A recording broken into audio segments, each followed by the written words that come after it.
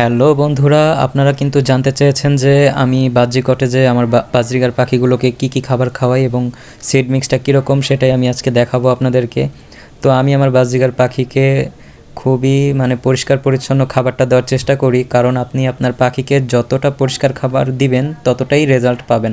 কারণ আমাদের বর্তমানে বাজারে যে এত ধুলাবালুযুক্ত খাবার তারা বস্তায় ভরে ভরে নিয়ে আসে, সেক্ষেত্রে তারা কিন্তু পরিষ্কার করতে পারে না, কারণ সেটা কিন্তু অনেক বেশি পরিমাণে থাকে, খাবারগুলো বস্তা বস্তা পরিমাণ মতো থাকে। তো আমরা যারা অল্প পাখি পালি তারা কিন্তু অল্প অল্পই খাবার কিনে আনি।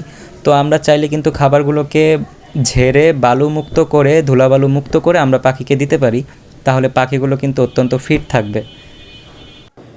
যে কোনো পাখির কাছ থেকে ভালো রেজাল্ট পেতে এবং আশা অনুযায়ী ফল পেতে আপনাদেরকে কিন্তু অবশ্যই খাবারটার উপরে নজর দিতেই হবে, কারণ পাখি যেটা খাবে, ভালো খাবার খেলে পাখি কিন্তু ভালো ফলাফলই আপনাকে দেবে। তো আমি এখানে খাবারে কি কি ইউজ করি সেটা আপনাদেরকে বলে দিচ্ছি। আমি মিলেট এবং ক্যানারিটা একটু ব্যালেন্স করে রাখি এবং আমি চীনা কাউন্টটা ইউজ করি।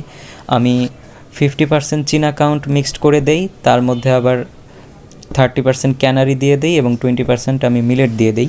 মিলেটের মধ্যে রয়েছে সাদা, কালো, হলুদ, লাল, এই 4 প্রকারের মিলেট আমি মিক্সড করে দেই। এবং ক্যানারি তো আপনারা জানেনই, ক্যানারিটা হচ্ছে একটু বড় বড় দানা, এটা বিদেশ থেকে ইম্পোর্ট হয়ে আসে দেশে।